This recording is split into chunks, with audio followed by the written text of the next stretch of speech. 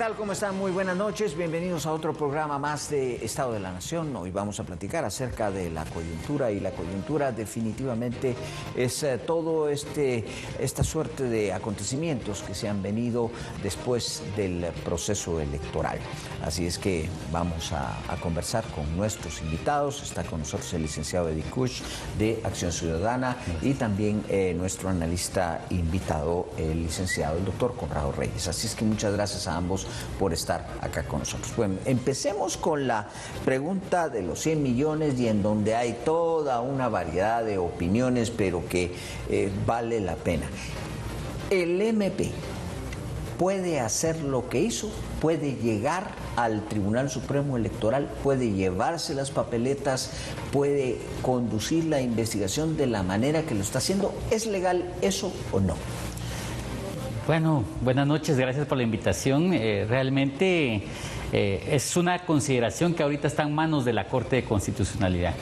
El Tribunal Supremo Electoral presentó una duda de competencia que creería que es la acción más directa, más concreta que puede definir y responder a esta pregunta. En principio, pues la ley electoral es de rango constitucional, tiene garantías muy establecidas respecto a cómo se debe desarrollar el proceso electoral, la protección al material electoral, los órganos temporales, etc. Y por ese rango, digamos, dentro de esa estructura muy básica, realmente, si uno la analiza dentro de esta pirámide de Kelsen que siempre nos enseñan en la universidad, pues prácticamente tiene una primacía esta norma general y constitucional. Y por el contrario, hay normas ordinarias como el derecho penal que pues también abarcan ciertas garantías, pero que de alguna forma no pueden reñir con normas constitucionales. Eso es en principio, pero eso lo tiene que definir la Corte de Constitucionalidad. Digamos, creo que hay un consenso generalizado de que ellos tienen que poner orden en ese sentido. ¿Cómo lo ve usted? ¿Puede o no puede un juez penal actuar y dar las órdenes que ha dado en este caso? La Constitución establece la jurisdicción en la vía ordinaria, háblese de materia penal, específicamente a los tribunales, a la Corte Suprema de Justicia y a los tribunales del país. Bajo ese principio constitucional, un juez penal puede ordenar aquellas medidas que solicite, en este caso el ente investigador, dígase el Ministerio Público. Diferente es la forma y el procedimiento en que un fiscal o una fiscalía decide llevar a cabo esas órdenes. Por ejemplo, en situaciones de urgencia y de emergencia, para evitar consecuencias ulteriores de un delito, tiene que actuar inmediatamente la fiscalía sin esperar avisarle a alguna autoridad, lo que sea. Por ejemplo, se está cometiendo un secuestro en una oficina gubernamental.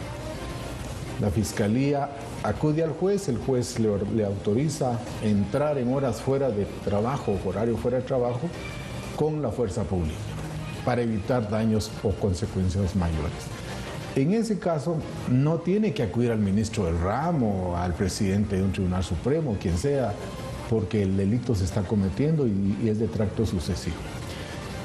Diferente sería, por ejemplo, que el Ministerio Público no pudiera acreditarle al juez o no pudiera, después de informar sobre el resultado de su acto, decirle al juez: tuve que hacer urgentemente esto y sin esperar una autorización de la máxima autoridad de esa dependencia por tal cosa. Ahora, aquí hay una cosa que no está muy clara, y qué es lo que investiga el Ministerio Público, porque ese es uno de los problemas. Sí. Porque si se lleva las papeletas que corresponden a las votaciones y específicamente a la votación presidencial, o sea, parecería estar investigando un posible fraude electoral. Eso sería competencia del Tribunal Supremo Electoral, en teoría. Pero entonces, ¿cómo podemos saber esto y cómo la misma Corte de Constitucionalidad puede saber acerca de esto? Bueno, yo creo que ahí hay que aclarar conceptos. Digamos, el derecho penal es personalísimo. Es la persona que pudo haber cometido una acción delictiva. Pues hay investigaciones abiertas, que es la que más ha trascendido en contra del partido Semilla, por ejemplo, por posible falsificación de firma. Es lo que conocemos por los medios de comunicación y lo que ha publicado el Ministerio Público. Pero al ser personalísimo, pues tendría que perseguirse a las personas que posiblemente hayan cometido esos actos de forma personal. Sin embargo, hay como una analogía, y recordemos que en el derecho penal no se vale la analogía en el poner como que si existió una estructura criminal, porque es con base en la ley de la delincuencia organizada que se justifica esa medida precautoria que emite este juez Orellana. Y entonces, como que si fuese el partido la estructura delictiva. Eso no se puede equiparar. Aparte, hay ciertos procedimientos para la suspensión, cancelación, que contempla la ley electoral y de partidos políticos, y creería yo que fuera de eso, pues no se puede alterar o suspender incluso un partido a través de una medida precautoria cuando hay una prohibición incluso de la misma ley, el artículo 92 de la ley electoral y de partidos políticos. Pero digamos, políticos. ese es como que el otro proceso. Es claro. Que el problema aquí es que tenemos un fiambre de procesos que no sabemos bien qué es lo que están investigando, porque supuestamente eso está y la misma Corte de Constitucionalidad no lo ha querido echar abajo y pende nada más de que el proceso se cierre, que estaban dando la noticia ayer los magistrados del Tribunal Supremo Electoral que posiblemente lo cierran anticipadamente antes del 31 de este mes, y entonces ya se vería. Pero el hecho de llevarse papeletas...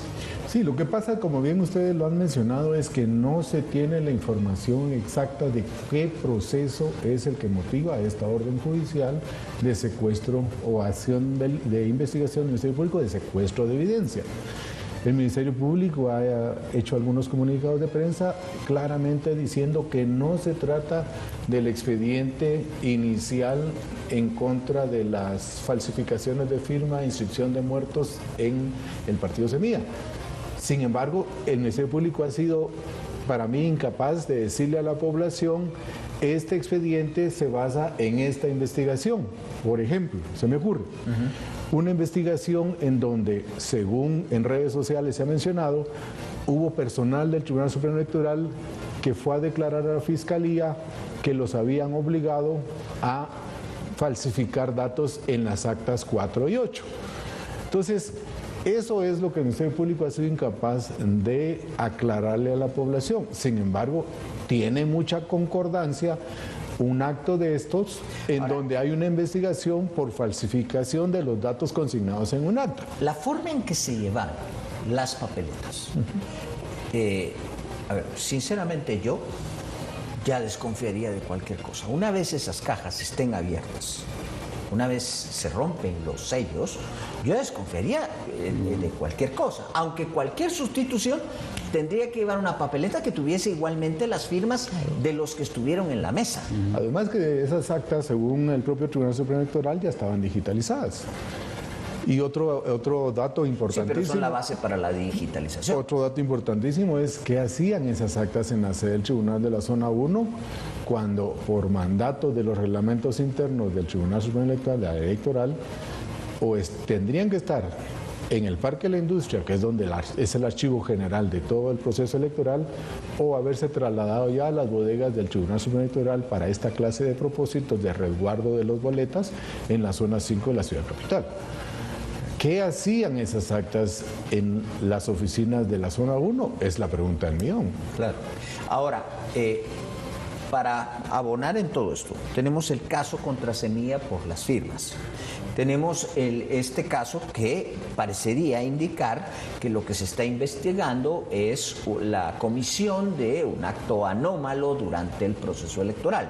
Pero es que además el Ministerio Público habla de una investigación contra el Tribunal Supremo Electoral por la adquisición del sistema de computación, el famoso TREP. Entonces, ¿cómo se entiende esto? Bueno, yo creo que estamos ya hablando de cuestiones ya no tan jurídicas, sino políticas por parte del Ministerio Público y pues de los sectores que apoyan realmente este cuestionamiento directo a la voluntad popular. Yo creería que pues, nosotros estuvimos como misión de observación electoral, hubo misiones internacionales que dieron fe, incluso los mismos órganos temporales, las juntas de receptoras de votos, las municipales, las departamentales, toda esa cadena de custodia que se da en las elecciones y que pues se vulnera de forma muy dramática, muy deplorable, de hecho, creería yo, porque eso es lo más sagrado, el voto es lo más sagrado dentro de una democracia. Y que se haya dado ese hasta conteo de papeletas que se dio en el Parque de la Industria, por ejemplo, que vimos las imágenes en las redes sociales. La forma en que se llevaron las cajas también de una forma dramática, incluso los magistrados del Tribunal Supremo Electoral tratando de detener eso. Yo creo que pues hay un mandato constitucional hacia el Tribunal Supremo Electoral del resguardo de la pureza del proceso electoral. Y aparte hay un amparo que se le otorgó al partido Semilla, pero que va mucho más allá, que es el de la protección de los resultados electorales. ¿Y cuáles son esos resultados electorales? Son todas esas papeletas, son las actas, son todo ese material que de alguna forma vulneró el Ministerio Público. Creo que ya no hay defensa incluso ni jurídica ni política respecto a lo que está pasando. Es una vulneración directa hacia lo más sagrado que hay en una democracia, que es el voto.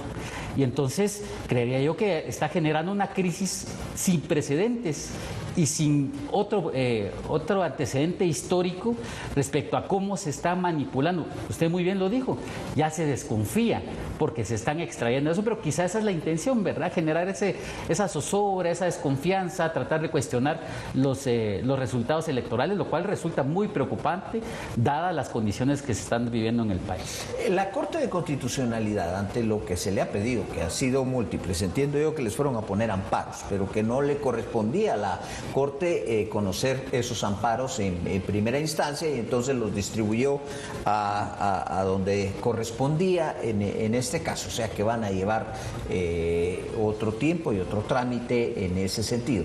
Pero la duda, por ejemplo, que le plantea el Tribunal Supremo Electoral, tendrá que pedir el Tribunal Supremo Electoral, la Corte de Constitucionalidad, informes a todos, para que le digan, a ver, ¿qué es lo que usted está investigando? ¿Qué es lo que van detrás? ¿Qué es lo que puede hacer la Corte de Constitucionalidad ahora? No, para empezar, ese planteamiento es, desde mi punto de vista y con experiencia del estudio de Derecho Constitucional, es inexistente en materia constitucional. La Corte de Constitucionalidad solo puede resolver dudas de competencia en amparos, procedimientos de amparo, procedimientos de exhibición personal o de inconstitucionalidad de leyes. En ningún caso dice que la Corte de Constitucionalidad, la Constitución, ni la ley de amparo que rige la Corte de Constitucionalidad, dice que la Corte va a poder decidir sobre un juez penal y un Tribunal Supremo Electoral. O sea, ese recurso, igual que los otros planteados en estos casos, como que nacen muertos, como que nacen solo para una manipulación política. Ahora, no de esta Corte, pero ya de anteriores Cortes han venido resolviendo ese tipo de dudas porque sí, les plantean las famosas dudas a la Corte y ya se ha quedado como un procedimiento, y es cierto, no está en la ley, pero no lo varias resuelve. Cortes han resuelto ese tipo de cosas. Lo único que han resuelto es cuando es en materia de amparo. Dicen, ok, este asunto contra este director de esta dependencia, efectivamente no hay regulación, pase a conocimiento de tal. El Congreso sí les ha planteado dudas, si les manda las leyes, no, y entonces es otro tipo de facultad que está contenido en la Constitución y en la ley de amparo, que el organismo ejecutivo, el organismo legislativo, el organismo judicial y la Universidad de San Carlos pueden plantearle dudas a la Corte sobre la constitucionalidad de algunas normas o algunos proyectos de ley. Eso es completamente diferente a lo que ahorita se está planteando. Ahorita se quiere plantear que la Corte se meta a decidir si un juez penal tiene facultades, cuando ya la misma Corte Constitucional en 3 resoluciones en amparos provisionales dijo, en materia penal, según el 251 de la ley de amparo, de electoral y partidos políticos, es el Tribunal Penal y los tribunales penales. Por consiguiente, el Ministerio Público de la mano de un juez contralor de la investigación. Entonces, ¿cómo va a cambiar ahora la Corte de Constitucionalidad 3 resoluciones que dictó entre primera y segunda vuelta? Sería lo más desastroso para un sistema de derecho, un Estado de Derecho, y 2, acarrearía responsabilidad personal, como bien lo decía el licenciado Hughes, contra los magistrados que se atrevieran a decir algo así. Ahora, regreso al punto que también el colega decía, y es, para mí que los resultados están oficializados, están dadas las acreditaciones. El proceso electoral termina el 31 de octubre, porque ese es otro error que ayer alguien mencionó en los medios. Es ilegal que el Tribunal Supremo Electoral piense o proponga o decrete una modificación al plazo del proceso electoral, porque el proceso electoral, según la ley de elecciones electoral de partidos políticos, que tiene categoría constitucional, el tribunal solo tiene dos facultades: la convocatoria mediante un decreto del propio tribunal y la finalización. Y acordémonos que todas las autoridades solo pueden hacer lo que la ley les permite y les faculta hacer. Ahí no dice que ellos pueden modificar, ampliar el plazo, reducir el plazo, Fueron nada. declaraciones del propio tribunal. Claro, es risorio, pero Bien, cuando vemos esto, obviamente genera toda una discordancia, porque lo que estamos discutiendo acá, de cara a las cámaras de la gente, son asuntos puramente legales. Y es difícil que el ciudadano común pues entienda de todo esto. Lo que entiende el ciudadano común es que hay un asunto político acá. ¿Qué va a acarrear eso y cómo ven ustedes lo que está pasando, en lo cual se han pronunciado pues desde muchas personas acá, muchas entidades acá, hasta también internacionales? Bueno, realmente es muy sencillo. No es casualidad que se cuestionen las elecciones. Tampoco es casualidad que el Ministerio Público, después de mucho tiempo que conoció algunas denuncias contra Semilla, pero como pasó a segunda vuelta, empiece en la investigación. Tampoco es casualidad todo ese ataque, el maximalizar el derecho penal, llevar carros sin placas, el utilizar toda la fuerza pública. No es casualidad. No es casualidad que la Corte de Constitucionalidad, cuando conoce los amparos, no los conoce a prevención, sino simplemente evade su responsabilidad de defensa constitucional y traslada a la Corte Suprema de Justicia. Y tampoco es casualidad que la Corte Suprema de Justicia pues no resuelva. Creo yo que aquí hay una, pues como para que la gente lo tenga bien claro, hay un contubernio muy claro, un pacto de corruptos que prácticamente tiene dominio sobre estas acciones que son antidemocráticas, de cuestionar a toda costa las elecciones, de cuestionar los resultados y de levantar esas confusiones. ¿Cuál es el fin desde su punto de vista? ¿Desconocer el resultado electoral?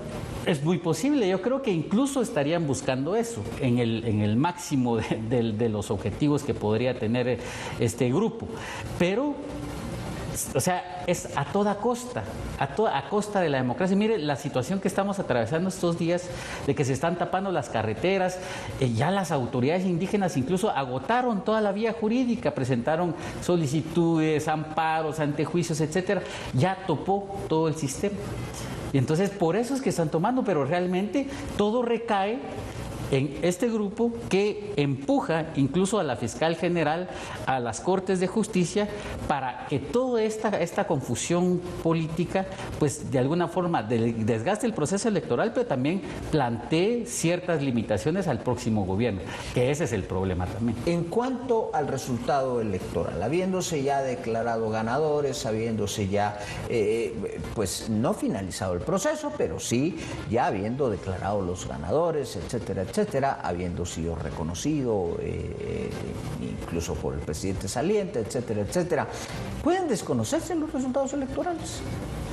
Legal y constitucionalmente hablando, no le encuentro cómo el Tribunal Supremo, que es la instancia que debiera de hacerlo, tendría alguna base para hacerlo. O sea, si ellos mismos en esta semana han ratificado que ya emitieron acreditaciones, validaron todos y cada uno de los resultados de cada mesa, o sea, ya no tiene ¿El Ministerio Público tiene herramientas legales para lograr el desconocimiento de los ganadores en la elección? Legalmente no, ahí sí caería un poquito a lo que usted mencionaba hace unos minutos, en el hecho del juego político que la Corte de Constitucionalidad podría o tendría en sus manos.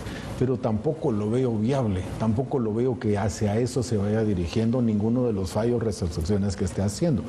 Yo creo que el gran perdedor políticamente en este desgaste se llama el presidente electo Bernardo Arévalo y el Grupo Semilla. ¿Por qué? Porque ellos lamentablemente se han metido a la confrontación y a este choque, en lugar de haberse hecho a un lado, precisamente porque ya tienen sus acreditaciones de próximas autoridades porque fueron electos, y que sean las instancias jurídicas, políticas del país las que sean las confrontadas. Si son un grupo de manifestantes pagados y acarreados del interior que bloquean carreteras o lo que sea, el daño es para la población, no es para un funcionario X o Y. El funcionario va a seguir recibiendo su salario y todo. Legalmente no veo camino legal para que ellos tengan duda de que alguien les va a dejar sin efecto sus nombramientos certificados por el voto popular que la población se entregó en primera y en segunda vuelta. ¿Por qué no vemos a un solo diputado? ¿Por qué no vemos a un solo alcalde de los 340 del país preocupado? Porque ellos saben que políticamente nadie puede discutir en sus comunidades, que fueron electos y que son a quienes les corresponde asumir a partir del 14 y 15 de enero del año entrante. Bien, vamos a hacer una pausa, pero regresamos en unos instantes.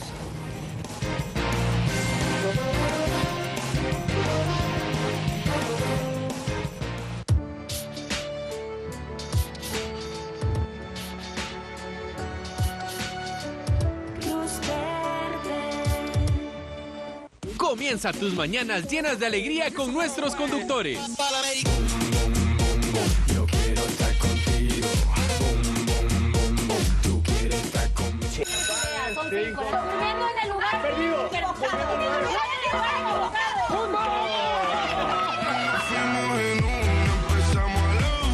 Venga la alegría, de lunes a viernes a las 11 de la mañana, solo por TV Azteca Guate. Quiero bailar muchachos.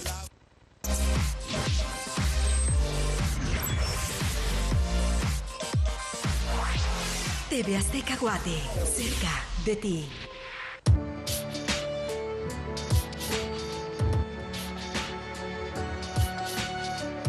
Luz verde.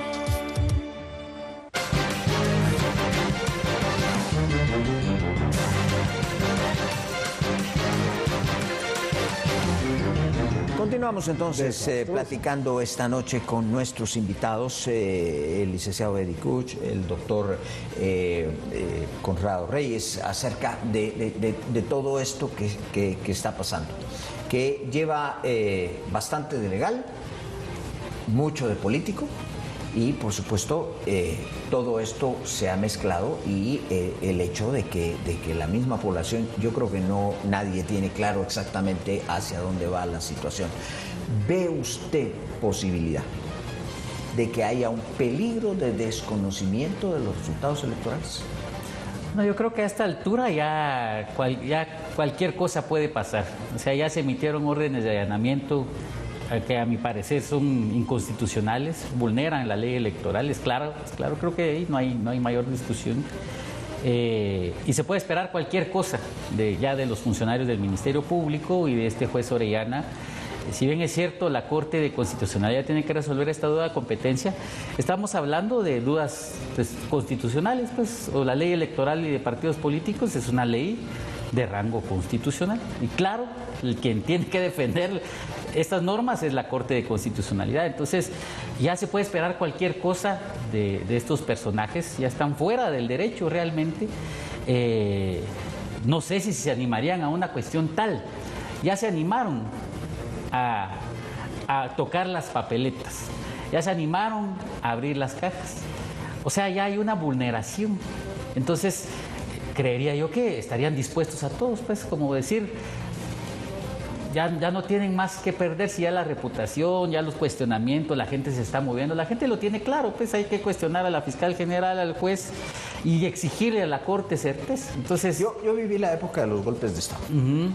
Y la época de los golpes de Estado era sacar a 2 cuarteles o 3 cuarteles de sus lugares, irlos a plantar frente al palacio.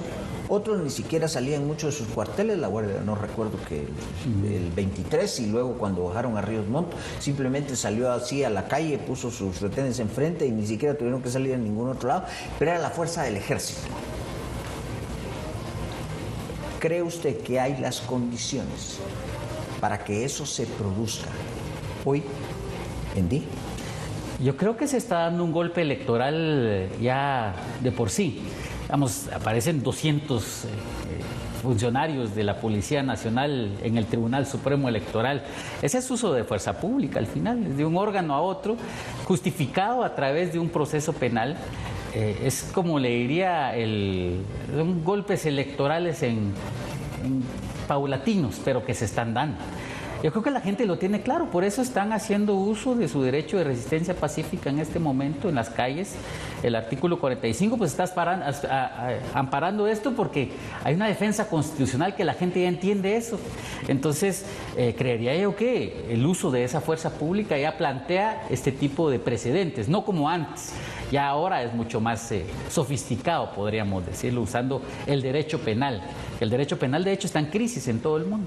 Entonces, mal utilizarlo como lo están haciendo, se altera cuestiones de institucionalidad democrática que pone en peligro toda la democracia en el país. ¿Hasta dónde puede llegar la policía? No más allá de lo que una orden judicial dentro de un proceso legalmente sustentado le establezca.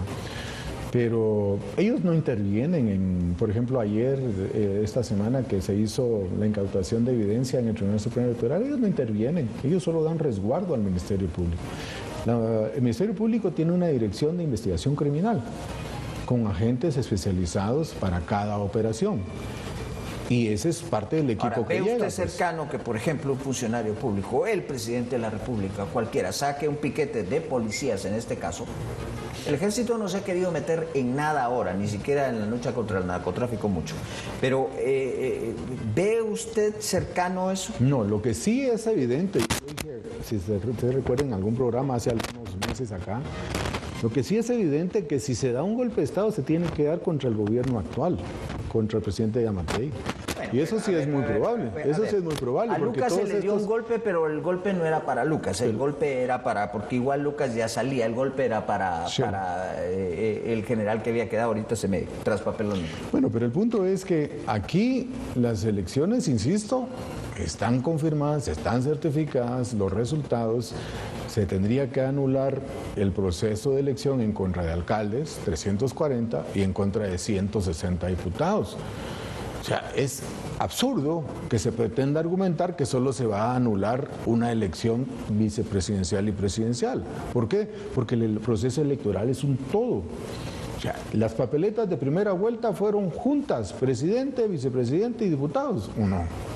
Y las papeletas de segunda vuelta ya fueron solo presidente y vicepresidente que pasaron a segunda vuelta. Entonces, no creo yo que le haga bien a la población querérsele manipular y tergiversar con relación a una posibilidad o una hipótesis casi imposible, a menos que, como usted bien lo dice, regresemos a tiempos del siglo pasado, de la década de los 70, 80, en donde la fuerza más poderosa, con apoyo internacional, eso también hay que decirlo, porque ni en aquel momento ni ahora el apoyo internacional ha dejado de decidir qué se hace y qué no se hace en De este hecho, país. Serrano trató de dar un golpe y fue un fracaso porque no tenía el apoyo internacional. Tuvo provisionalmente un fracaso, un apoyo según él, y al día siguiente ya no lo tuvo. Entonces, ese precedente es evidentemente lo que podría pasar hoy. A cualquiera le dirían que sí, pero al día siguiente le dirían que no. Una conclusión así muy breve porque hemos terminado. Bueno, yo creo que hay que tener certeza. Lo puede dar la Corte, lo puede dar la Corte Suprema de Justicia, los órganos de justicia están llamados a resolver. Hay una crisis muy generalizada. Creo que es legítimo el hecho de que la gente exija la renuncia de la fiscal general, que está haciendo mucho daño al país. También del juez Orellana, se cuestiona también su papel inconstitucional en todo esto, y creo que eso plantearía una solución y que creo que para el otro año, como le decimos, está garantizado el traspaso de poder, ojalá, espero que sí sea y que no pase ninguna de las cosas que estamos especulando. El mensaje debe ser a la población de que sigamos haciendo privadamente y dentro de nuestro entorno lo que honesta y honradamente podemos hacer. Evitemos la confrontación que grupúsculos quieren llevar al país a una confrontación, porque eso solo va a ir en contra de las libertades y en contra de las decisiones ya tomadas en las elecciones. Dejemos que las autoridades judiciales, las autoridades del Ministerio Público, la Corte Suprema y la Corte Constitucional hagan su trabajo y esperemos, no nos desesperemos, porque los resultados van a venir.